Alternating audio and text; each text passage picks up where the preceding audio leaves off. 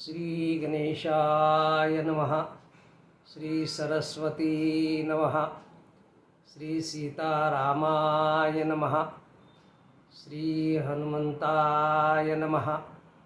वक्रतुंड महाकाय सूर्यकोटि समप्रभ निर्विघ्नं कुरु मे देव सर्वकार्येषु सर्वदा। मनोजवं मारुतुल्यवेगं जितेन्द्रियं बुद्धिमत्तां वरिष्ठं वातात्मजं वानुरितमुख्यं श्रीरामदूतं शरणं प्रपद्ये। नमः पार्वतीपति हर हर हर हर महादेव। ओम शांति शांति शांति।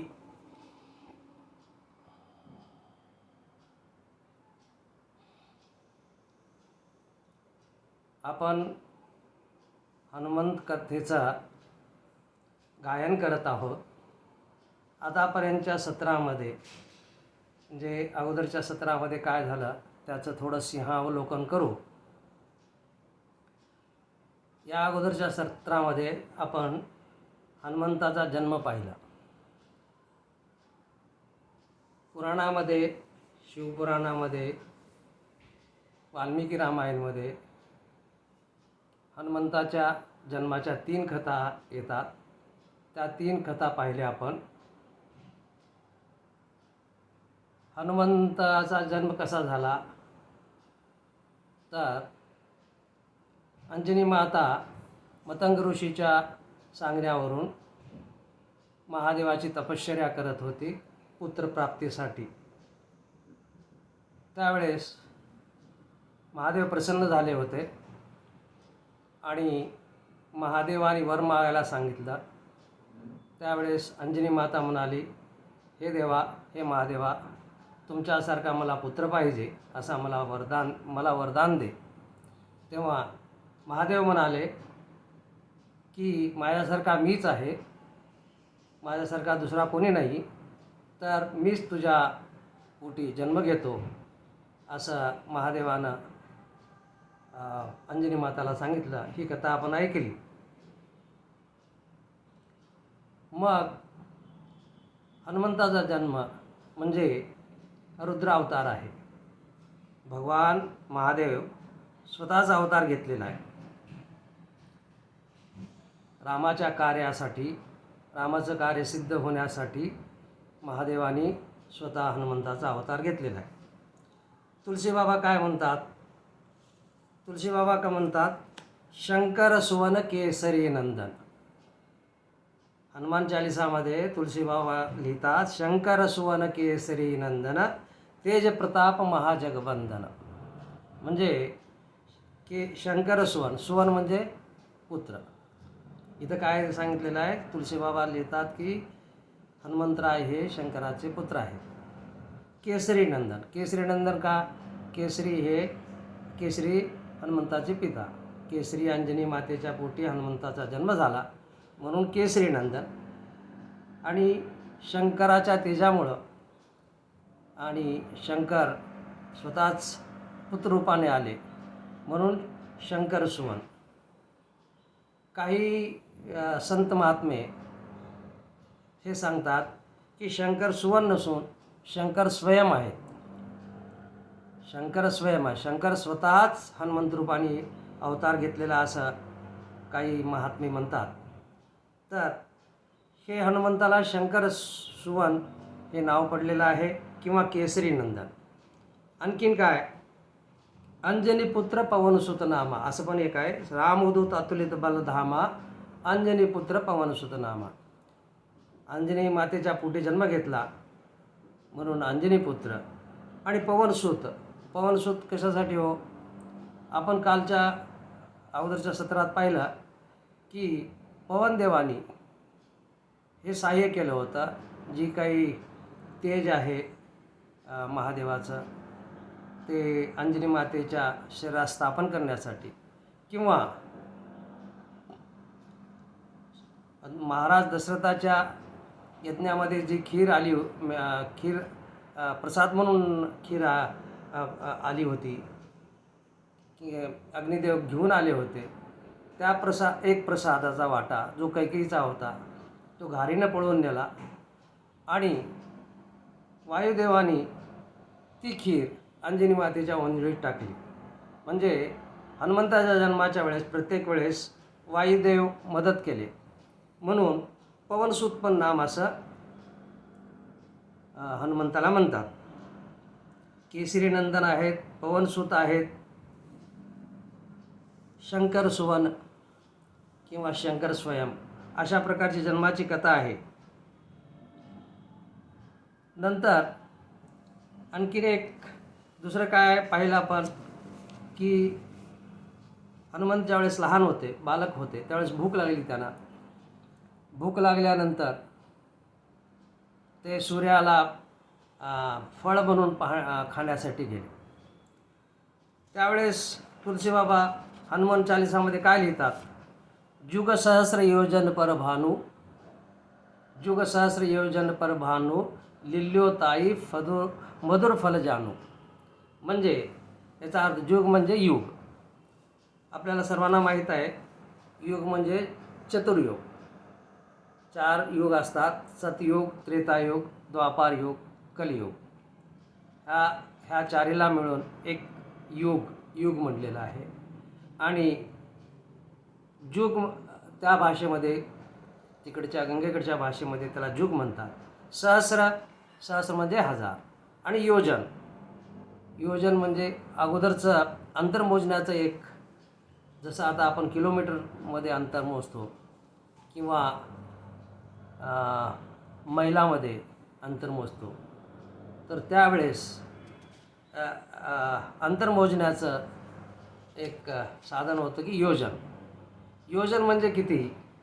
योजन म्हणजे 4 कोस. योजन किती असतं? 4 कोस असतं. मग 1 कोस म्हणजे किती? सर्वांना माहीत आहे की 2 मैल. म्हणजे 1 योजन म्हणजे 8 मैल. आणि 1 मैल म्हणजे 1.6 म्हणजे 1.6 किलोमीटर. ह्याचं जर का एक गणित केलं तर 1 योजन किती होतं? 12.8 म्हणजे 12.8. आता ह्याचं जर गणित केलं की सूर्य किती दूर आहे, जुग सहस्र योजन पर भानू, आणि युग किती मोठा आहे तो, हे 4 युग जर मिळून सतत, त्रेता, द्वापार आणि कली, याचा कालावधी किती आहे? याचा कालावधी ह्या 4चा मिळून कालावधी 12,000 देवाचे वर्ष असा कालावधी शास्त्राने सांगितलेला आहे. म्हणजे आता ह्याचं आपण थोडं गणित मांडू की सूर्य किती दूर आहे तो. जुग म्हणजे युग 12,000, मग सहस्र 12,000 गुणिले 1000, आणि योजन म्हणजे किती? 12.8 किलोमीटर. ह्याचं जर गणित मांडलं तर सूर्य हा पृथ्वीपासून 15.36 म्हणजे जवळजवळ 15 कोटी किलोमीटर दूर आहे. हे कोण? तुलसीदास महाराजांनी हनुमान चालिसामध्ये लिहून ठेवलेलं आहे की जुग सहस्र योजन पर भानू. एवढ्या लांबचा सूर्य त्याला फळ म्हणून खाण्यासाठी बाल हनुमंताने उड्डाण केलं. आताच्या सायन्सनी जो शोध लावलेला आहे, आताचं सायन्स पण म्हणतं की सूर्य हा पृथ्वीपासून 15 कोटी किलोमीटर अंतरावरती आहे. म्हणजे तुलसीदास आणि जे गणित मांडलं होतं ते गणित आजच्या सायन्स बरोबर जुळलेलं आहे. याचा अर्थ असा होतो की तुलसीदासाला भूगोलाचं ज्ञान होतं, खगोलाचं ज्ञान होतं. ते मोठे पंडित होते. खगोलशास्त्रामध्ये, भूगोलामध्ये ग्रह, नक्षत्र, तारे याचा त्यांनी अभ्यास केला होता. ते मोठे ज्योतिषी होते. ती कुंडली मांडायचे आणि भविष्य पण सांगायचे. हिच्यावरून तुलसीदास महाराज किती ज्ञानी होते, किती पंडित होते, किती अभ्यासू होते, हे जे तुलसीदासाचे जे 40 श्लोकामध्ये त्यांनी एक जुग सहस्र योजन पर भानू हे जे गणित मांडलेलं आहे, त्याच्यावरून समजतं की तुलसीदास हे मोठे ज्ञानी होते, पंडित होते. त्यावेळेस त्यांना माहीत होतं. आणि लिल्योताही मधुरफल जाणो, आपल्याला माहीतच आहे की सुंदर असं फळ आहे असं समजून बाल हनुमंत उड्डाण केले होते फळ खाण्यासाठी. हे कालच्या कथेमध्ये आपण पाहिलेलं आहे. नंतर पाहिलं की ज्यावेळेस ते फळ खायला गेले त्यावेळी इंद्राणी वज्राणी हनुमंतावरती प्रहार केला होता. मग हनुमंताची काय झालं होतं, हनुवटी दुखावली होती. म्हणून इंद्रदेवानी या बाल हनुमंताचं हे नामकरण त्यांनीच केलं की हनुवटी दुखवली माझ्या वज्रानं, म्हणून त्याचं नाव, ह्या बाळकाचं नाव हनुमान राहील. हनुमान हे नाव इंद्रदेवाने ठेवलेलं होतं. हनुमंताचं नाव इंद्रदेवाने ठेवलं होतं. आणि त्या वेळेस सर्व देवी देवतांनी हनुमंताला वेगवेगळे वरदान दिले होते.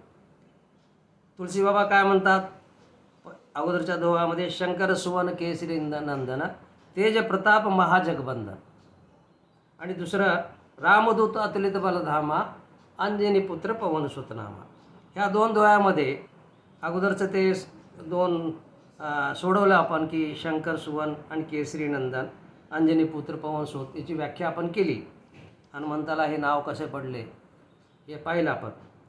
तेज प्रताप महाजगबंधन, हनुमंतामध्ये जे तेज होतं, प्रताप होता, ते सूर्याकडून मिळालं. सूर्याने सांगितलं होतं माझ्या 1% हे शौर्य हे हनुमंतामध्ये असेल. म्हणजे एवढे बलशाली, तेजवान, प्रतापवान हे हनुमंतरायाचं तेज हे सूर्याकडून आलं होतं. आणि रामदूत अतुलित बलधाम, आता रामदूताची व्याख्या नंतर करू आपण जेव्हा प्रसंग येईल त्यावेळेस.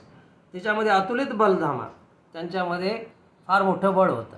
सर्व देवी देवतांनी जे वरदान दिले होते त्या वरदानामुळं हनुमंतरायामध्ये फार बळ आलं होतं. बलधामा म्हणजे बळाचं आपण म्हणतो ना कोठार, तसं धाम. हनुमंतराय हे अतुलित बलधामा होते, त्यांचं बल फार होतं. आता ह्या हनुमंताच्या बळाची आता प्रशंसा, समजा हनुमंताचे भक्त करू लागले तर काय विशेष नाही. आपल्या ओळखीचे मनुष्याने आपला गुणगान केलं तर काय विशेष नाही. परंतु आपल्या शरीरामध्ये किंवा आपल्यामध्ये जे काही गुण आहेत त्या गुणाचं जर शत्रूने जर वर्णन केलं, आपले आता शत्रू राहू नये परंतु समजा शत्रू असले, त्या शत्रूने जर वर्णन केलं तर ते फार फार चांगलं. म्हणजे हे पक्का आहे. आपले भोवती असणारे आपले भक्त म्हणा किंवा आपले साथीदार म्हणा, भाऊबंद म्हणा, त्यांनी आपलं वर्णन केलं, स्तुती गायली, हिच्यात काही विशेष नाही. पण तो शत्रूने जर स्तुती गायली याचा अर्थ असा होतो की ती गुण ते खरोखर आहे. मग हनुमंताच्या बळाचं, प्रतापाचं प्रशंसा कोण कोण केली हो? स्वतः रावणाने प्रशंसा केलेली आहे. आता पुढे ज्यावेळेस आपण युद्धकांडामध्ये जाऊ किंवा पुढे जाऊ त्यावेळेस पाहू की हनुमंतरायाने कशी हनुमंतरायाच्या गुणाचं किंवा बलाची प्रशंसा रावणाने कशी केली. नंतर त्यांची प्रशंसा कुंभकर्णाने पण केली. रावणाचा भाऊ कुंभकर्ण त्याने पण प्रशंसा केली. रावणाचा पुत्र जो इंद्रजित आहे त्यानेसुद्धा प्रशंसा केली. म्हणजे शत्रू पक्षातील लोकांनीसुद्धा हनुमंताच्या बलाचं कौतुक केलेलं आहे. मग एवढं अतुलित बल हे हनुमंताकडे आलं होतं. याचे मुख्य 2-3 कारणं आहेत. कारण महादेव शंकर स्वतःच हनुमंत आहेत. महादेवाने स्वतःच हनुमंताचा अवतार घेतला, हे एक पहिलं कारण. दुसरं कारण की सूर्यानं आपलं तेज या बाल हनुमंतामध्ये प्रस्थापित केलं होतं आणि एवढं तेज सूर्याकडून मिळालं होतं. तिसरं, वेगवेगळ्या देवी देवतांनी हनुमंतरायाला वरदान दिले होते आणि अशा प्रकारे हनुमंतराय महाबलवान झाले होते. ही कालच्या कथेमध्ये आपण ऐकलं. आणखीन एक पाहिलं आपण की कालच्या कथेमध्ये की हनुमंतराय ज्यावेळेस थोडे बालपण होऊन थोडे तरुण वयात आले तेव्हा सूर्याकडून त्यांनी विद्याग्रहण केली. सूर्याकडून विद्याग्रहण केली. मग तुलसी बाबा काय ह्या हनुमान चालिसामध्ये लिहितात, विद्यावान गुणी अतिचातुर, विद्यावान गुणी अतिचातुर, राम काज करिबी को आतुर. म्हणजे हनुमंतराय कसे होते, विद्यावान होते, गुणी होते आणि चतुर होते. हे बघा, मनुष्य विद्यावान असावा, विद्यावान त्याच्यात गुणी आणि त्याच्यात चतुर, हे जे तिन्हीचं कॉम्बिनेशन आहे फार दुर्लभ आहे. एखाद्या वेळेस विद्यावान असू शकतो मनुष्य, परंतु त्याला गर्व येऊ शकतो, तो गुणी नसू शकतो, किंवा गुणी असला तरी चतुर. चातुर म्हणजे चतुर. आता हे विद्यावान कुणाला म्हणायचं हो? विद्वान एक आहे, एक शब्द एक येतो बघा विद्वान, आणि दुसरं असतं विद्वान. तो विद्वान कोण आणि विद्यावान कोण? विद्वानची व्याख्या शास्त्रामध्ये सांगितली आहे की ज्यांनी वेदाचं अध्ययन केलं, शास्त्राचं अध्ययन केलेलं आहे आणि पुराण आहेत, याचं सर्व पाठांतर आहे, मोठमोठे श्लोक म्हणू शकतात वेदाचे, ज्ञानी आहेत, पंडित आहेत. परंतु जरुरी नाही की ते जे काही ते शास्त्र त्यांनी अभ्यास केलेला आहे ते आचरणात आणलेलं आहे. म्हणजे विद्वान लोक जरुरी नाही की तो जे काही शास्त्र अभ्यास केलेलं आहे ते आचरणात आणलेलं आहे असं जरुरी नाही. मग अशा लोकांना अभिमान फार येतो की माझ्यासारखा पंडित कोणीच नाही, मीच ज्ञानी, मीच वेदपठण करणारा. हे विद्वानाचं एक दुसरं अवगुण असू शकतं की त्यांना अभिमान येऊ शकतो. पण विद्यावान कोण? विद्यावान अशा व्यक्तीला म्हणतात हे सर्व शास्त्र आहे, वेद आहे, याचं अध्ययन केलेलं आहे, पुराणाचं अध्ययन केलेलं आहे, सनातन धर्माचा जितके पण ग्रंथ आहेत त्याचं अध्ययन केलेलं आहे आणि त्याचं आचरण पण केलेलं आहे. म्हणजे नुसतं पाठांतर नाही आहे, नुसतं अभ्यास नाही आहे, परंतु ते स्वतः आचरणात पण आणलेलं आहे. तर अशा लोकांना विद्यावान म्हणतात. आणि अशा लोकांना अभिमान नसतो, गर्व नसतो. तर हा जो फरक आहे विद्यावान आणि विद्वानमध्ये, विद्यावान हनुमंतराय होते, विद्वान कोण होते? रावण होते. रावण फार विद्वान होते. परंतु ते रावणाने जे काही शास्त्राचा अभ्यास केला होता, 4 वेद 6 शास्त्र याचा अभ्यास केला होता, तो पंडित होता. परंतु त्याच्या आचरणात त्या शिक्षणाचं, त्या जे काही वेदामध्ये सांगितलेलं आहे किंवा शास्त्रामध्ये सांगितलेलं आहे नीती नियम, त्याचं आचरण तो करत नव्हता. रावणाला फार अभिमान होता. हा जो फरक आहे विद्वान आणि विद्यावानमध्ये. नंतर काय सांगितलेलं आहे? गुणी. हनुमंतरायाला तुलसीदास महाराज म्हणतात हनुमान चालिसामध्ये, हा गुणी आहे, विद्यावान आहे, गुणी आहे. गुणी कुणाला म्हणावं? गुणवान कुणाला म्हणावं? गुणवान हा मनुष्य आहे, एवढं ज्ञान असून, एवढी शक्ती असून, बल असून, विद्या असून, जो कोणाचीच अवहेलना करत नाही, कोणाला तुच्छ मानत नाही.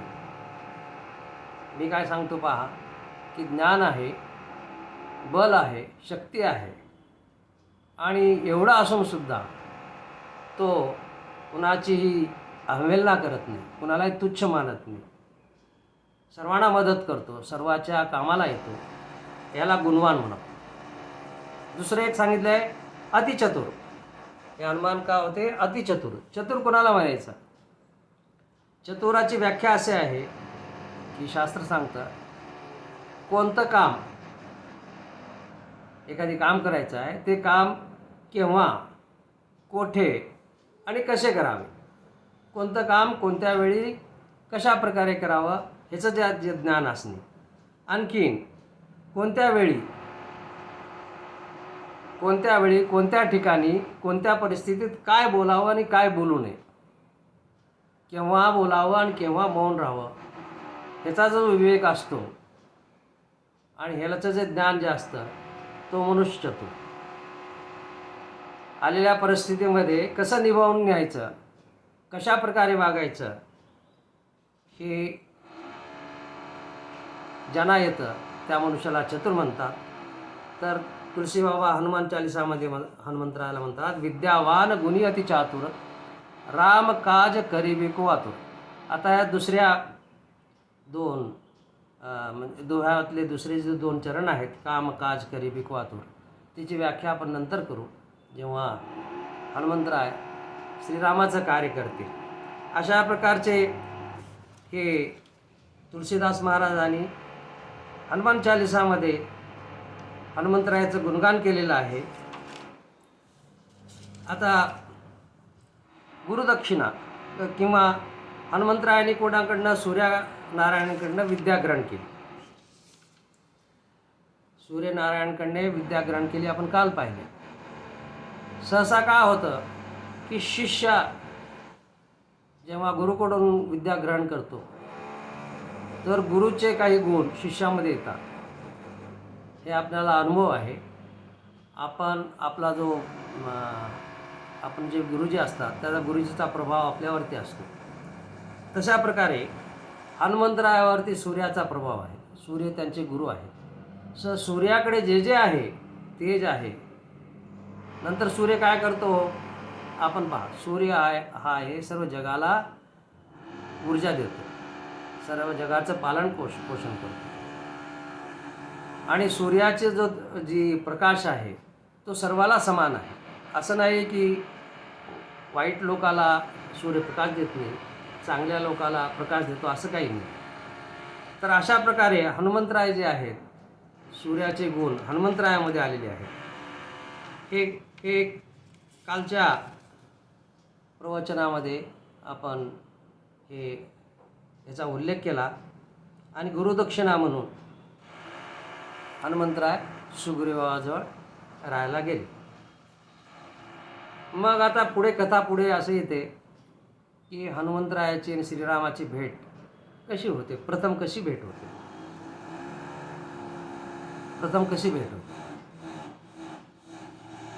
तर ज्यावेळेस पंचवटीमध्ये श्रीराम, लक्ष्मण आणि सीतामाता राहत होती त्यावेळेस रावणाने सीतेचं हरण केलं होतं. आणि सीतेचं हरण केल्यानंतर राम आणि लक्ष्मण सीतेला हुडकत होते. सीतेला हुडकत असताना त्यांना एक पक्षी वाटेत दिसला, जटायू. त्याचे पंख कापले गेले होते. हा जटायू कोण होता हो? हा जटायू शास्त्रामध्ये येतं किंवा पुराणामध्ये येतं. हा जटायू राजा दशरथाचा मित्र होता. संपातीचा लहान भाऊ होता आणि दशरथाचा मित्र होता. ज्यावेळेस राम, लक्ष्मण आणि सीता पंचवटीमध्ये राहण्यासाठी आले तर जटायूने पाहिलं की माझ्या मित्राचे हे मुलं आणि सून, भाऊ हे इथे राहण्यासाठी येतात. मग आपण काय करायला पाहिजे? तर सीतेचं रक्षण करायला पाहिजे. म्हणून जटायू हे पंचवटीच्या आजूबाजूला संरक्षण करत होते सीतामातेचं आणि सारखं फिरत होते. तर रामचंद्र प्रभू ज्यावेळेस रामचंद्र प्रभू आणि लक्ष्मण सीतामातेला हुडकत होते त्यावेळेस जटायू दिसला, पंख कापलेले. मग श्रीरामाने त्या पक्षाला विचारलं, आपण कोण, काय? मग त्याने सांगितलं की मी जटायू, तुझ्या वडिलाचा मी मित्र आहे. रावणाने सीतेचं हरण केलं आणि तो घेऊन जात होता. त्यावेळेस मी पाहून मी काय केलं की रावणाबरोबर युद्ध केलं. रावण बलाढ्य आहे मला माहीत होतं, तरीसुद्धा सीतेचं संरक्षण करण्याची जिम्मेदारी माझी आहे. माझ्या मित्राची ती सून आहे, भाऊ आहे, तिचं संरक्षण करणं हे माझं कर्तव्य म्हणून मी रावणाबरोबर युद्ध केलं. रावण बलाढ्य आहे हे मला माहीत होतं, तरीसुद्धा मी तिच्याबरोबर झुंजलो. रावणाला घायल केलं, रावणाला जेरी सांडलं. परंतु रावणाने कपटाने माझे पंख कापले. ती कथा फार मोठी आहे, ते आता इथे सांगत नाही. रावणाने कपटाने जटायूचे पंख कापले होते. मी खाली पडलो पंख कापल्यामुळं. पक्षाची पंख, एक जरी पंख कापला तर त्यांना उडता येत नाही आणि तो मरून जातो. मग खाली पडले. खाली पडल्यानंतर माझे प्राण जाण्याची वेळ आली, तरीसुद्धा मी प्राण जाऊ दिला नाही. सीतेची वार्ता, हे प्रभू, मी तुम्हाला सांगण्यासाठी मी जिवंत आहे. मी माझा प्राण कंठात धारण केलेला आहे. मी केव्हाही मरू शकतो, परंतु ही वार्ता तुम्हाला सांगावी म्हणून मी प्राण कंठात ठेवलेला आहे. आता तुम्ही आलात. दुष्ट रावणाने सीता मातेचं हरण केलेलं आहे, असं जटायूने श्रीरामाला सांगितलं आणि आपले प्राण सोडले.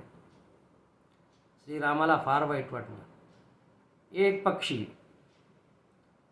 पक्षी सीतेचं संरक्षणासाठी आपलं जीवनदान देतो. श्रीरामाला फार दुःख झालं. मग श्रीरामाने त्या जटायूचं अंत्यसंस्कार स्वतःच्या हाताने केला. पहा म्हणे, किती भाग्य त्या जटायूचं. पक्षी असून सुद्धा त्याचा अंत्यसंस्कार श्रीरामाने करावा. हे भाग्य दशरथाला सुद्धा मिळालं नाही. श्रीराम दशरथाचा अंत्यविधी अंत्यसंस्कार करू शकले नाही, परंतु जटायूला हे भाग्य मिळालं. श्रीरामाने जटायूचा अंत्यसंस्कार केला आणि जटायू स्वर्गात गेले. स्वर्गात म्हणण्यापेक्षा रामाचे जे धाम आहे, वैकुंठ धाम, तिथं गेले. त्यांना सद्गती मिळाली, मोक्ष मिळाला. मग पुढे श्रीराम आणि लक्ष्मण पुढे सीतामातेचा शोध घेण्यात पुढे जातात. त्यावेळेस कबंध राक्षसची भेट होते. श्रीरामाने कबंधाचा उद्धार केला. ही पण एक मोठी कथा आहे, ती थोडक्यात सांगतो. म्हणजे की कबंध हा एक प्रकारचा अगोदरचा शापित गंधर्व होता. तो राक्षस झाला. नंतर त्यांनी उशाप मागून घेतला होता. त्या उशापमध्ये सांगितलं गेलं होतं की त्या ऋषीने की ज्यावेळेस श्रीराम येतील आणि तुझे हात कापतील त्यावेळेस तुझा उद्धार होईल. तर अशी एक कथा आहे. तर श्रीराम आणि लक्ष्मणाने या कबंधाचे दोन्ही हात कापले होते आणि कबंधाचा उद्धार झाला होता. मग कबंधाचा उद्धार केल्यानंतर पुढे ते निघाले. पुढे जात असताना पंपा सरोवर लागलं. तिथं पंपा सरोवराच्या काठी मतंग ऋषीचा एक आश्रम होता. मतंग ऋषीच्या आश्रमामध्ये शबरी माता राहत होती. मग रामचंद्र प्रभू आणि लक्ष्मण शबरी मातेच्या आश्रमात गेले. शबरी माता ही कोण हो? एक बिल्लिनी होती आणि मतंग ऋषीची सेवा करत होती. पुष्कळ वर्ष गेले. मग ज्यावेळेस मतंग ऋषीला समजलं की श्रीरामाचा वनवास झालेला आहे आणि श्रीराम, लक्ष्मण, सीता हे वनात येत आहे. मतंग ऋषी फार वयोवृद्ध झाले होते. मग ते शबरीला काय म्हणाले, हे बघ शबरी म्हणे, तू माझी सेवा केलीस आतापर्यंत, आता माझी जाण्याची वेळ आलेली आहे. मी जातो म्हणे आता, आणि तू या आश्रमातच राहा आणि रामाची तू भक्ती कर. श्रीराम तुला नक्की येऊन भेटतील. तुला कुठं जाण्याची गरज नाही. तुला श्रीराम स्वतःहून ह्या आश्रमात येतील. तोपर्यंत तू धीर धर आणि या आश्रमात राहूनच तू भक्ती कर रामाची. मी आता जातो म्हणे. मग मतंग ऋषींनी देह सोडला आणि शबरी माता आपल्या गुरुच्या वचनावरती दृढ श्रद्धा ठेवून दररोज ती काय करायची, गुरुनी सांगितलं होतं की रामचंद्र प्रभू येतील, पण केव्हा येतील हे सांगितलं नव्हतं. मग ती काय करायची, दररोज आपला आश्रम स्वच्छ ठेवायची, ताजे फळं आणायची, पाणी भरून ठेवायचं आणि श्रीरामाची वाट पाहत बसायची. हा दररोज कार्यक्रम त्या शबरी मातेचा होता. मग तो दिवस उजाडला. भाग्याचा दिवस होता शबरी मातेचा. श्रीरामचंद्र प्रभू आणि लक्ष्मणासहित आले. शबरी माता धन्य झाली. शबरी मातेनं रामचंद्र प्रभूचे चरण स्पर्श केला, दर्शन घेतलं, बसायला आसन दिलं, पाणी दिलं आणि गोड गोड फळे दिली खायला. मग श्रीरामचंद्र प्रभू प्रसन्न झाले आणि शबरी मातेला म्हणाले, हे माते, मला सीता तुला सांगतो की माझी पत्नी सीता जी आहे ती हरण केलेली आहे आणि मला समजलं, जटायूने मला सांगितलं होतं की रावणाने तिचं हरण केलेलं आहे.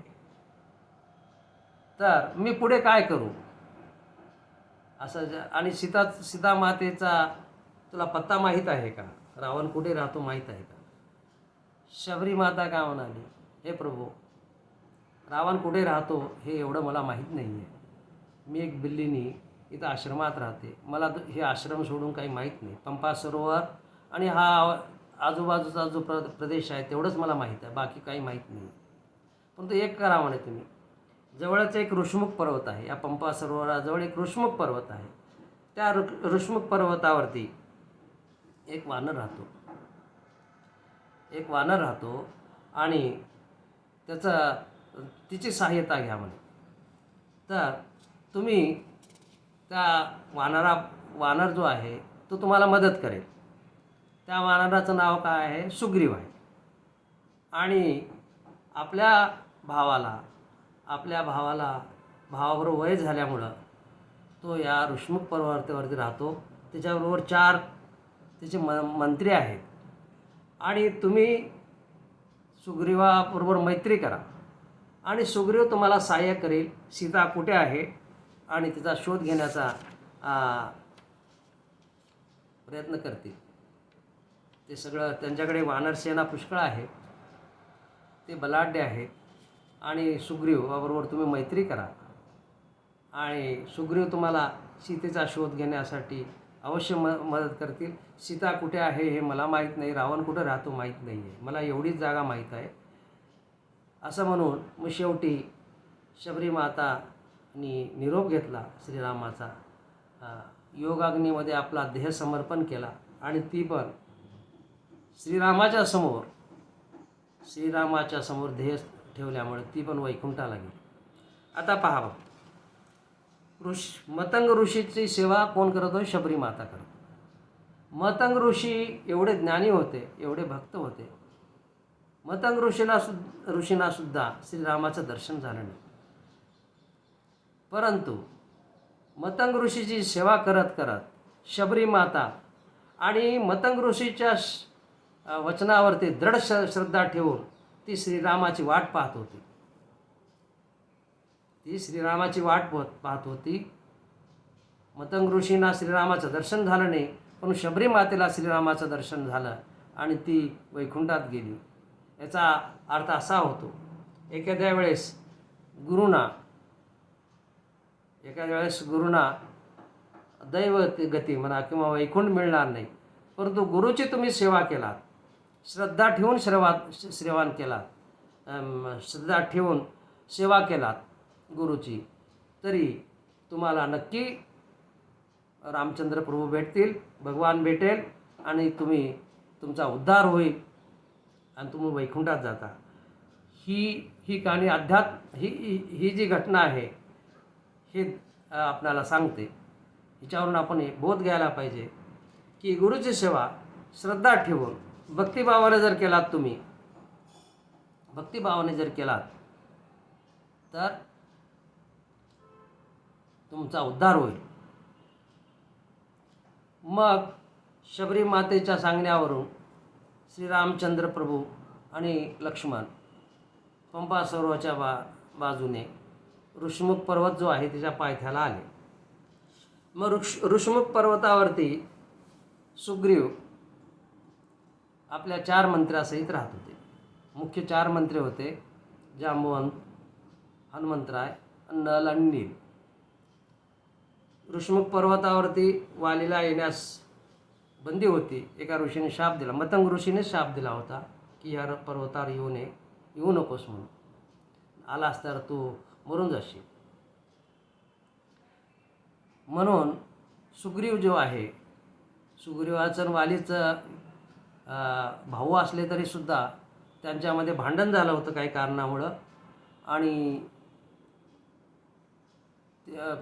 वालीला भिवून सुग्रीव हा ऋष्मुख पर्वतावरती आपल्या 4 मंत्र्यासहित राहत होता.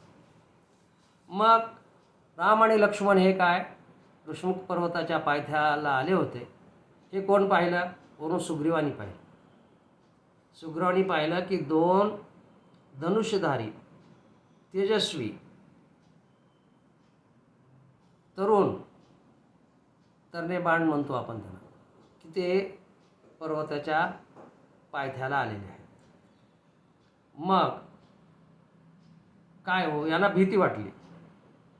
सुग्रीवाला भीती वाटली की बहुतेक माझा भाऊ वाली तो पर्वतावर येऊ शकत नाही, परंतु कुणाला तरी पाठवून माझी हत्या करू शकतो.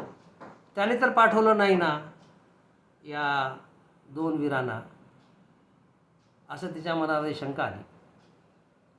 सुग्रीव काय होता, सुग्रीव इतका चपळ होता त्या वेळेस सुग्रीवा एवढी वेग कुणाच्याच मानरामध्ये नव्हता. वालीमध्ये सुद्धा एवढा वेग नव्हता, परंतु सुग्रीव जास्त चपळ होते. त्यांना वालीची भीती वाटत नव्हती जास्त करून, कारण काय, जर वाली मारण्यासाठी जर पाठीमागे लागला तर सुग्रीव एवढा चपळ होता की तो वाली त्याला पकडू शकलं नसतं. हे सुग्रीवाला माहीत होतं. परंतु हे धनुष्यधारी आहेत. हे जे कोण खालचे जे दोघं आहेत वीर, हे धनुष्यधारी आहेत. हे बाण सोडून मला मारू शकतात. मी जरी पळत गेलो तरी बाण सोडून मला मारू शकतात, ही भीती होती. मग ते हनुमंताला काय म्हणाले, हनुमंतरायाला म्हणाले की मी आता इथं पळून जातो. हे कोणीतरी वीर आहेत, वालीने पाठवलेलं आहे मला मारण्यासाठी, मी आता पळून जातो. हनुमंतराय म्हणाले असं नका करू, पाहू म्हणे हे कोण आहेत, कशासाठी आले. मग हनुमंतराय स्वतः चौकशी करण्यासाठी खाली आल्यानंतर मग त्यांनी काय केलं, हनुमंतरायांनी आपलं वानर रूप सोडून ब्राह्मणाचं रूप घेतलं. ब्राह्मणाचं रूप घेऊन श्रीराम आणि लक्ष्मणाच्या पुढे येऊन त्यांना हनुमंतरायांनी ब्राह्मण रूपामध्ये नमस्कार केला. नमस्कार केल्यानंतर विचारपूस चालू केली. रामचरितमानसमध्ये तुलसीदास एक फार चांगला दुहा लिहितात बघा, की को तुम श्यामल गौर शरीरा, छत्री रूप फिरू बनबीरा, कठिन भूमि कोमल पदगामी, कवन हेतु बिचरहू बन स्वामी. तर तुलसीदास महाराज आपल्या रामचरितमानसमध्ये हे दुहा लिहितात की हनुमंतराय काय म्हणतात, हे श्याम वर्णाचे आणि गौर वर्णाचे तुम्ही कोण आहात. श्याम वर्णाचे आणि गौर वर्णाचे तुम्ही कोण आहात, आणि तुम्ही या वनामध्ये काय फिरत आहात. कारण काय तुमचं या वनामध्ये फिरण्याचं. एक कठीण वन आहे. तुम्ही तर शूरवीर दिसता. हनुमंतराय काय म्हणतात, तुम्ही शूरवीर दिसता, तेजस्वी दिसता, तुम्ही राजपुत्र असं वाटता. असं असून सुद्धा तुम्ही जटा धारण केला, वल्कली नेसला, अनवाणी फिरत आहात. राजपुत्र असल्यासारखे वाटता, परंतु असं का फिरता. तुम्ही या प्रदेशातील दिसत नाही, तुम्ही कुठून तरी बाहेरून आलेले आहात. आणि तुमच्या हातामध्ये धनुष्यबाण आहे. इंद्राच्या धनुष्यापेक्षा पण तेजस्वी धनुष्य तुमच्या हातात आहे. तलवार आहे, तेजस्वी तलवार आहे. अशा प्रकारचे धारण केलेले तुम्ही दोघे वीर कोण आहात, कशासाठी आलात. बलवान आहात, तेजस्वी आहात, शूर दिसता. तुमचं येण्याचं कारण काय. अशा प्रकारचं प्रश्न, अशा प्रकारचे विचारपूस हे ब्राह्मण रूपामध्ये हनुमंत करत आहेत. हिच्याबद्दल वाल्मिकी रामायणमध्ये हनुमंतराय जे विचारपूस करतात त्याचं फार उत्तम विश्लेषण वाल्मिकी रामायणमध्ये आहे. आणि हे थोडक्यात मी इथं सांगितलं तुम्हाला. हे विचारपूस झाल्यानंतर हनुमंतराय काय केले, थोडं बाजूला उभा टाकले. मग हनुमंतरायाच्या बोलण्यावरून श्रीरामप्रभू एवढे प्रभावित झाले. श्रीरामप्रभू हनुमंतरायाच्या बोलण्यावर एवढे प्रभावित झाले. ते लक्ष्मणाला काय म्हणतात, अरे म्हणे लक्ष्मणा, हा जो ब्राह्मण रूपात जो कोण आहे तो जो बोलला ना, 4 वेद जाणल्याशिवाय असं बोलू शकत नाही म्हणे. जो 4 वेदाचा अभ्यास केलेला आहे, पठण केलेला आहे, तोच अशा प्रकारची भाषा बोलू शकतो. त्याचं व्याकरण किती सुंदर आहे म्हणे. एक शब्दसुद्धा अपशब्द त्याच्या तोंडून गेला नाही. आणि त्याची भाषा किती सुंदर. तो मोठ्या आवाजात नाही बोलला, लहान आवाजात नाही बोलला, अडखळत नाही बोलला, भरभर नाही बोलला. त्याचा स्वर सुंदर होता, एक तालात बोलला. किती प्रभावी त्याचं बोलणं आहे. त्याचं बोलणं असं आहे की ऐकावंसं वाटतं.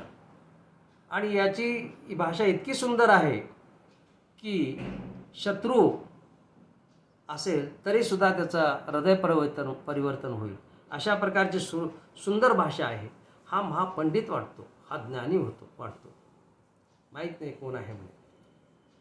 मग आणखीन एक, तू पाहिलंस का म्हणे, तो ज्यावेळेस बोलत होता तर तिची जी शरीरयष्टी होती किंवा हातवारे होते, तोंड वेडेवाकडे करत नव्हता, हातवारे करत नव्हता, एका लयामध्ये बोलत होता. आता पहा, सर्वसाधारण मनुष्य बोलत असताना हातवारे करतो, डोळ्याची, आता जसं माझा आहे डोळ्याचं उघड झाप होते तशी होते, किंवा भुवया वाकड्या होतात, तोंड वेडेवाकडं करून काही बोललं जातं. तर अशा प्रकारची काही नसताना, वेडेवाकडे तोंड नाही, हातवारे नाहीत, आणि सुंदर भाषेमध्ये हे हनुमंतराय बोललेले आहेत. म्हणजे हनुमंत नाही, हे ब्राह्मण रूपामध्ये कोणी आहेत ते बोललेले आहेत. हे फार ज्ञानी वाटतं. असं कोण, श्रीरामचंद्र प्रभू लक्ष्मणाला म्हणाले. नंतर श्रीरामाने आपली कहाणी सांगायला चालू केली.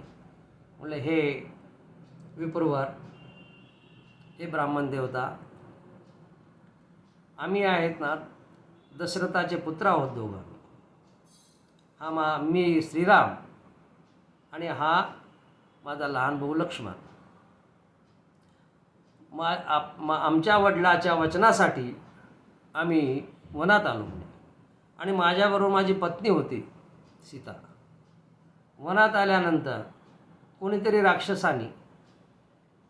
राक्षसानी माझ्या पत्नीचं हरण केलं. आणि तिच्या शोधण्यासाठी आम्ही वनवन फिरत होतो. आणि शबरी मातानी आम्हाला सांगितलं की तुम्ही सुग्रीवाची दोस्ती करा. या ऋष्मुख पर्वतावरती एक वानर राहतो, त्याचं नाव सुग्रीव आहे. तिच्याबरोबर दोस्ती करा आणि तो तुमचं कार्य पूर्ण करेल, म्हणून आम्ही सुग्रीवाला हुडकत आहे. असं म्हणल्यानंतर हनुमंतरायांनी काय केलं, हनुमंतरायांनी श्रीरामाचे पाय धरले आणि तरी चरणावर लोटांगणच घातलं. डोळ्यातून अश्रू वाहत आहेत, शरीर गदगद झालेलं आहे, कंपायमान झालेलं आहे. हनुमंताला दोन्ही आहे, अश्रू पण आवरेनात आणि आनंद पण झाला, श्रीरामाची भेट पण झाली. मग ते श्रीरामाला काय म्हणतात हनुमंतराय, हे प्रभू म्हणे, मी वानर मूढ, मला जास्त बुद्धी नाही आहे, मन चंचल असतं आणि मी वानर जातीचा असून सुद्धा वानर जातीचा आहे, मंदमती आहे आणि तुझ्या मायेमुळं मी मोहित झालेलो आहे. मी तुला ओळखू शकलो नाही प्रभो. हे रामचंद्र प्रभो, हे प्रभो, हे स्वामी, मी तुम्हाला ओळखू शकलो नाही. मी हनुमंत तुम्हाला ओळखू शकलो नाही तुमच्या मायेच्या पडद्यामुळं किंवा मंद वानर असल्यामुळं, मंद बुद्धी असल्यामुळं मी ओळखू शकलो नाही. परंतु स्वामी, तुम्ही तर मला ओळखायला पाहिजे होतं. तुम्ही तर मला ओळखायला पाहिजे होतं. तुम्ही स्वामी आहात, तुम्ही परमात्मा आहात, भगवान आहात. तुम्ही या दासाला ओळखायला पाहिजे होतं. तुम्ही मला का ओळखलं नाही? असं करून हनुमंतराय काय करू लागले, त्या श्रीरामाच्या चरणावरती लोटांगण घेत राहिले. डोळ्यातून अश्रू वाहत होते. आता हनुमंतराय असं का म्हणाले हो? याच्यामागे काय कारण आहे? हनुमंतराय का म्हणाले? म्हणजे याचा अर्थ असा झाला की हनुमंतराय आणि श्रीरामाची अगोदर ओळख होती, भेट झाली होती, असायला पाहिजे. नाहीतरी काय, ते कसे म्हणतील तुम्ही मला कसं विसरलात? कसं विसरलात म्हणजे अगोदर ओळख असायला पाहिजे, तेव्हाच आपण एक मनुष्य विसरू शकतो. ज्याची ओळखच नाही तर विसरण्याचा प्रश्नच नाही. आणि हे पण म्हणाले की तुम्ही प्रभू असून सुद्धा मला का ओळखलं नाही?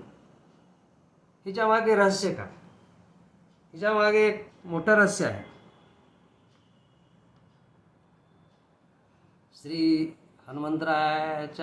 हनुमंतराय आणि श्रीरामाची ही भेट अगोदर झाली होती, ह्याचं एक मोठं रहस्य आहे. तिची कहाणी अशी आहे की आपण पाहिलं पहा की महादेव हे हनुमंतरायच आहे. आणखीन महादेवाला विष्णू फार प्रिय आहे. आणि कारण काय? विष्णू हे सत्यवादी होते, सत्याची कास धरणारे होते. म्हणून महादेवाला, बाबा शंकरांना विष्णू फार प्रिय. मग महादेव जेव्हा जेव्हा विष्णू अवतार घेत होते त्यांचं दर्शन घ्यावं, त्यांची बाललीला पाहावी असे महादेवांना नेहमी वाटायचं. आपण अगोदरच्या सत्रात पाहिलं होतं की महादेवाने विष्णूला मोहिनी रूप दाखवायला सांगितलं होतं. ही कथा आपण अगोदर ऐकलेली आहे. मग यावेळेस काय झालं की हिच्या अगोदर श्रीरामाने अवतार घेतला होता बालरूपामध्ये. त्यावेळेस महादेव बालक श्रीरामाला पाहण्यासाठी आले होते. त्याने काकभूषुंडीला बरोबर घेऊन आणि भविष्य सांगणारे अशा रूपामध्ये आणि काकभूषुंडीला बरोबर घेऊन ते बालक रूपाचं दर्शन घेण्यासाठी अगोदर आले होते आणि दर्शन गेलं होतं. भविष्य सांगण्याच्या निमित्त करून त्यांनी बालक श्रीरामाचं दर्शन घेतलं होतं. ही एक कथा येते. काही दिवस गेले, त्यावेळेस आणखीन बाबा महादेवाला इच्छा झाली की आपण काय करावं की आता थोडे तरुण झाले असतील, त्याचं दर्शन घ्यावं, त्यांना पाहावं. मग आता विचार करू लागले. अगोदर काय केलं होतं, त्यांनी भविष्य सांगणाऱ्याचं रूप घेतलं होतं. ते विचार करू लागले आता कशाचं रूप घ्यावं आणि आता कोणाला बरोबर घेऊन जावं. मग त्यांनी भोलेनाथांनी ठरवलं की आपण हनुमंतरायाला बरोबर घेऊन जावं. वानर रूपात आहेत, माझाच अंश आहे. आणि मग काय रूप घ्यावं ते म्हणाले, आपण गारुडी म्हणून घ्यावं, गारुड्याचं रूप घ्यावं. कारण गारुड्याचा खेळ फार लोक पाहतात. लहान मुलं तर जास्तच त्यांना प्रिय आहे गारुड्याचं रूप. आता आम्ही लहान असते वेळेस बघा, गावामध्ये गारुडे यायचे, त्यांचा डमरू आणि त्यावर माकडं असायचं. ते फार लहान मुलांना फार प्रिय. गारुडी आला म्हटलं की सगळे गाव आणि लहान मुलं आम्ही जमायचं. गारुड्याचा ते ते जे माकडं असायचं वेगवेगळे कला सादर करायचे, हसवायचे लोकांना. तिच्यामध्ये एक खेळ होता पण तो तो फार प्रसिद्ध खेळ, की ते माकड काय करायचं, रुसून बसायचं. रुसून बसल्यानंतर मग हा गारुडी त्या माकडाला समजवायचा, अरे उठ रे बाबा म्हणे, तुला काहीतरी खाऊ देतो बघ म्हणे, तुला काहीतरी मी पेढा आणलेला आहे, उठतो, तुला बर्फी देतो, जिलेबी देतो, असं काही काही आमिष दाखवायचा. परंतु ते रुसलेलं माकड जे आहे ते उठायचं नाही, ते मान असं खाली घालून बसे. अशा प्रकारचे खेळ गारुडी करायचे. मग किती किती सांगितलं तरीसुद्धा ते माकड उठायचं नाही. मग शेवटी काय म्हणायचे, तू गारुडी का म्हणायचा, बघ म्हणे, काय तुझ्या माहेरावरून गुळ खोबर आणलेलं आहे, तुझ्या माहेरावरून गुळ खोबर आणलेलं आहे असं म्हटल्यानंतर ते माकड पट्ट म्हणतं आणि सगळे लोक टाळ्या वाजवत, लहान मुलं पण मोठे मुलं. मग बाबा भोले त्यानंतर विचार केला, आपण गारुड्याचं रूप घ्या, म्हणजे सर्व बालक असतील ते आपल्याला पाहायला येतील आणि त्या निमित्तानं श्रीरामचंद्र प्रभू येतील आणि आपण त्याचं दर्शन घ्यावं. असं म्हणून मग त्यांनी ध्यान केले आणि हनुमंताचं ध्यान केलं. हनुमंत वानर रूपामध्ये होते. हनुमंतराय आले कैलासावरती. म्हणजे बाबा कशासाठी बोलवणार, चल म्हणे आपण जाऊ. कुठे, अयोध्येला जाऊ, बालक रामाचं दर्शन घ्यायचं आहे. ठीक आहे म्हणे, निघाले. भोलेनाथ गारुडी झाले आणि हनुमंतराय तर वानर होते. मग त्याच्यामध्ये गळ्यामध्ये दोरी बांधले आणि निघाले. ते डमरू हातात घेतला आणि डमरूचा निनाद केला, डम डम डम असा, आणि अयोध्येमध्ये आले. अयोध्येमध्ये येऊन एका चौकात आपला खेळ चालू केला. बाबांनी डमरू वाजवायला चालू केलं. डमरूचा आवाज ऐकून अयोध्येतील बरेच लोक, लहान मुलं, सर्वजण त्या चौकात गारुड्याचं खेळ पाहण्यासाठी आले. मग त्यावेळेस ही बातमीसुद्धा समजली, कौशल्या मातेला समजली. नंतर रामाने पण हट्ट केला, बाकी चारी भावाने हट्ट केला. कौशल्या, सुमित्रा, कैकेयी आणि 4 मुलं हे सर्वजण गारुड्याचा खेळ पाहण्यासाठी आले. मग गारुडी डमरू वाजवायचे, म्हणजे बाबा शंकर डमरू वाजवायचे आणि हनुमंतराय उलट्या सुलट्या उड्या मारून, वेगवेगळे नाच करून, वेगवेगळे कौशल्य दाखवून सगळ्या लोकांना हसवू लागले. मग शेवटी बाबांनी, शंकरांनी बाल रूपामध्ये असलेल्या प्रभूचं दर्शन घेतलं, श्रीरामाचं दर्शन घेतलं. ते म्हणाले की आता आपलं कार्य झालं, आता चला म्हणे आपण आता आपला खेळ आवरू. मग त्यांनी खेळ आवरला आणि हनुमंतराला घेऊन निघून चालल्यानंतर काय झालं की श्रीरामचंद्र बालरूपामधले रडू लागले आणि मातेला हट्ट केला, मला ह्या वानराबरोबर खेळायचं आहे, म्हणून रडू लागले. मग रडू लागल्यानंतर काय करणार, आता बाल हट्ट आहे. मग कौशल्या माता म्हणाले, बाबा म्हणे, गारुडी बाबा थोडं थांबा म्हणे, थांबा. मग महादेव थांबले. म्हणले काय माते, तर असं करा म्हणे, हे जे वानर आहे ना तुमच्याबरोबर ते माझ्याजवळ ठेवा म्हणे, माझ्या बालक रामाला हिच्याबरोबर खेळायचं आहे, आणखीन माझे दुसरे जे मुलं आहेत त्यांना पण यांच्याबरोबर खेळायचं आहे. तर तुम्ही काय करा, ह्या वानराला माझ्याकडे ठेवा, तुम्हाला काही पैसे पाहिजे असेल, धन पाहिजे असेल तर देतो म्हणे. मग बाबा काय म्हणे, नको म्हणे, मला तुझं धन नको, काही नको, जंगलामध्ये पुष्कळ वानर आहेत म्हणे, मी कोणतरी आणखी वानर घेईन, राहू दे म्हणे हे तुझ्याकडे. अशा प्रकारे हनुमंतराय कुठं राहिले? अयोध्येमध्ये राहिले. मग हे 4 भाऊ हनुमंतराय, आणखीनला दुसरे लहान मुलं हे खेळायचे. हनुमंतराय वेगवेगळ्या प्रकारचे कौशल्य दाखवायचं, या लोकांना ह्या मुलांना हसवायचं, यांची करमणूक करायची. नंतर हे मुलं पण हनुमंतरायाची काळजी घ्यायची.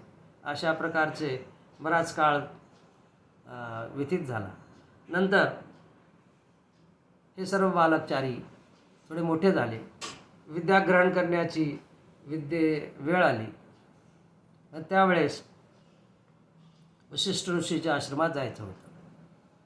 मग हे श्रीरामांनी काय ओळखलं आणि ते हनुमंतरायाला म्हणाले की असं कर म्हणे, आता शिक्षणाची वेळ झालेली आहे, आमची विद्या ग्रहण करण्याची वेळ झालेली आहे, तू जा म्हणे वापस, आता सुग्रीवाजवळ जाऊन राहा.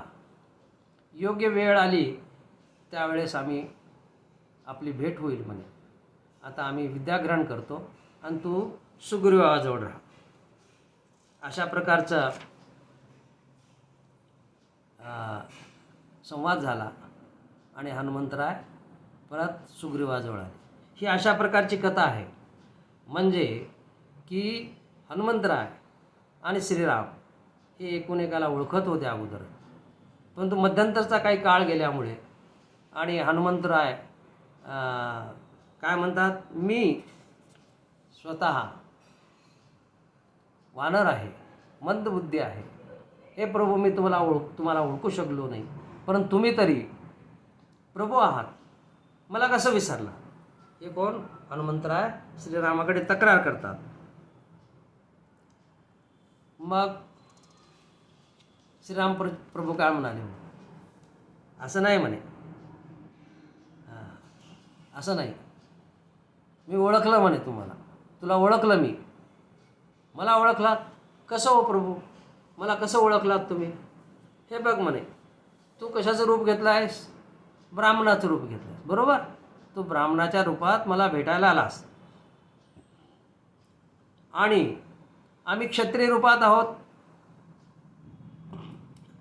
ब्राह्मण क्षत्रियाला प्रथम प्रणाम करतो. सहसा काय असतं की क्षत्रियाने ब्राह्मणाला अगोदर प्रणाम करायला पाहिजे, नमस्कार करायला पाहिजे. ब्राह्मण क्षत्रियाला नमस्कार करत नाहीत. परंतु तू ब्राह्मण असून मला नमस्कार केलास क्षत्रियाला, याचा अर्थ असा झाला की तू ब्राह्मण नाहीस. समजतंय का? तू ब्राह्मण नाहीस, ब्राह्मण रूप घेतलेलं आहेस, म्हणून मी ओळखलं म्हणे तुला. तू ब्राह्मण नाहीस, तू माझा दास हनुमंत आहेस, हे मी ओळखलं होतं म्हणे. मग हनुमंतराय काय म्हणाले? प्रभू म्हणे, मी पण ओळखलं म्हणे. मला ओळखलास? तू कसं ओळखलास? तुम्ही जसं मला ओळखलं तसं मी ओळखलं. मी म्हणजे कसं? हे बघा, मी अगोदरच म्हटलं क्षत्रिय रूपधरी असं म्हणालो होतं ना. ह्या वनात काय हिंडत आहात? म्हणजे तुम्ही क्षत्रिय नाही, तुम्ही क्षत्रियाचं रूप घेतलं, ही एक गोष्ट झाली. दुसरं, तुम्ही क्षत्रिय असून आणि मी ब्राह्मण रूपात असून तुम्ही क्षत्रियाने मला नमस्कार केला नाही. क्षत्रियाने पहिले ब्राह्मणाला नमस्कार करायचा असतो.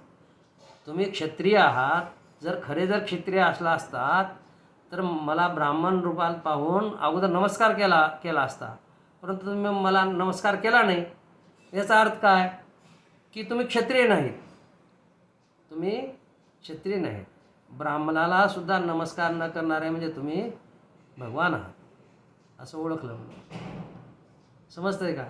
क्षत्रिय असून सुद्धा ब्राह्मणाला नमस्कार नाही केला तुम्ही प्रथम, म्हणून मी ओळखलं म्हणे की तुम्ही क्षत्रियाचं रूप धारण केलेलं आहे.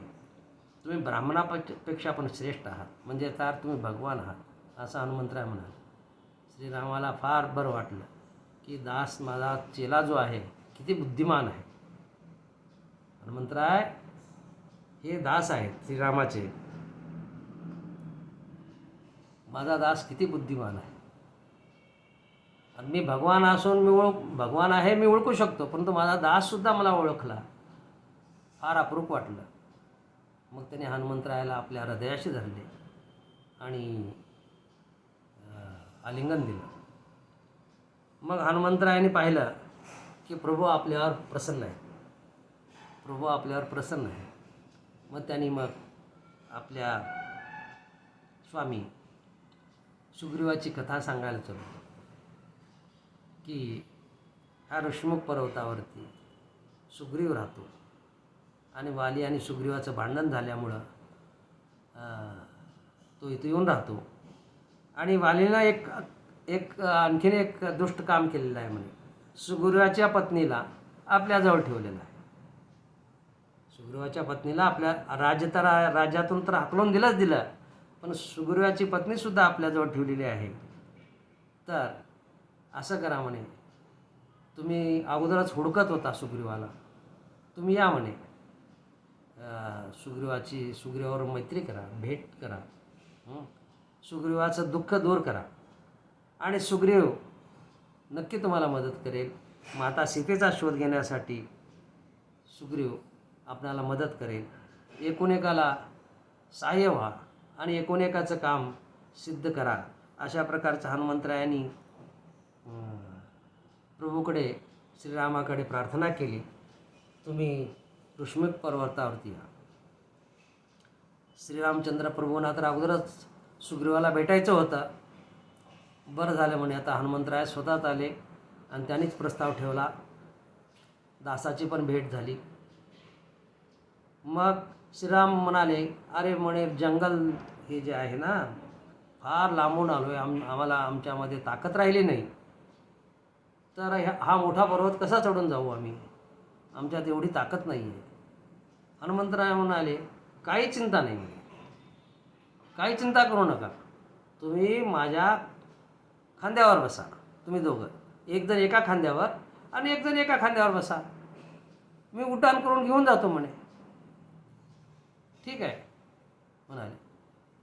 अरे मग खांद्यावर कशाला, मला काखेत घे, कमरेवर घे, कमरेवर घेऊन जा, खांद्यावर कशाला.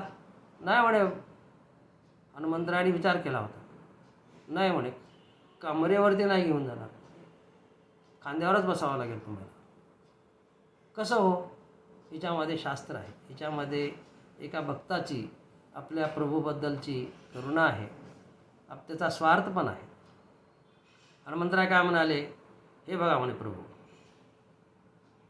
मला उड्डाण करत जायला पाहिजे, बरोबर, उडायला पाहिजे. मग माझे पंख काय आहेत, माझे 2 हात आणि 2 पाय माझे पंख आहेत उड्डाणासाठी. तुम्हाला जर कमरेवर घेतलो, काखेत घेतलो तर काय होईल, माझे 2 हात तुम्हाला पकडून ठेवावे लागतील, म्हणजे 2 हाताचा उपयोग होणार नाही. ही पहिली गोष्ट. दुसरी गोष्ट काय, तुम्हाला पकडून ठेवावं लागेल मला.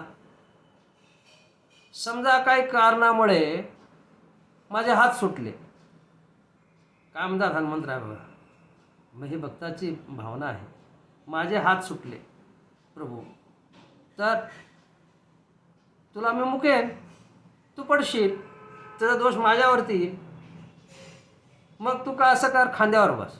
खांद्यावर बसल्यानंतर काय होतं, खांद्यावर बसल्यानंतर माझे हात मोकळे राहतील आणि खांद्यावर बसल्यानंतर तू मला पकडावं लागेल. मी पकडणार नाही, तू मला पकडावं लागेल. आणि कुठं पकडावं लागेल, मस्तकाला पकडावं लागेल. म्हणजे काय, तुझे हात माझ्या डोक्यावरती. ही भक्ताची भावना आहे. हे हनुमंतरायाचं बघा किती बुद्धिमान हनुमंतराय आहे, की तुझा वरदहस्त माझ्या डोक्यावरती राहील. दुसरं, कधी कधी वेळ लागले तर मी तुझे चरण पकडू शकतो म्हणे. तुझे पाय खाली असतात, ते चरण पकडू शकतो. म्हणजे दोन्ही फायदा मला, तुझे चरण मला पकडता येतील मला, आणि तुझा वरदहस्त माझ्या डोक्यावरती राहील. ही किती बुद्धिमान हनुमंताचे विचार आहेत. आता पहा, सहसा काय होतं की एका मेळा म्हणतो बा, मेळ्यामध्ये समजा आपले मेळा बघायला गेले तर काय, बाप काय करतो, आपल्या मुलाचा हात आपल्या हातात घेतो आणि मग मेळ्यात जातो. कारण मुलाने जर आपला हात पकडला, म्हणजे मुलाने जर बापाचा हात पकडला तर मुलगा एका वेळेस सोडू शकतो हात. परंतु बापाने जर पकडला मुलाचा हात तर बाप मुलाचा हात सोडू शकत नाही आणि मुलगा हरवू शकत नाही. त्याप्रकारे हे भगवंता, हे प्रभो, तू मला पकड म्हणे.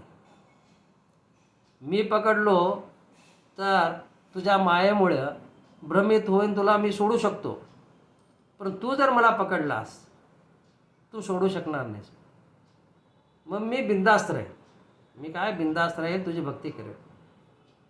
हा अध्यात्मातला अर्थ आहे आणि ही हनुमंताची बुद्धिमत्ता आहे. मग काय केलं त्यांनी की एका खांद्यावरती श्रीरामाला घेतलं, एका खांद्यावरती लक्ष्मणाला घेतलं आणि त्यांनी आपलं रूप थोडं मोठं केलं आणि ते ऋष्मक पर्वतावरती आले. ऋष्मक पर्वतावरती सुग्रीवाजवळ आणून श्रीराम आणि लक्ष्मणला आणलेलं आहे. आता बघू सुग्रीव आणि रामचंद्र प्रभूची मैत्री कशी होते, हनुमंतराय कसे मैत्री घडवून आणवतात आणि पुढची जी कथा आहे आपण ती पुढच्या सत्रात बघू. आजच्या पुरते इथेच थांबतो. नमः पार्वतीपती हर हर हर हर महादेव. ओम शांती शांती शांती.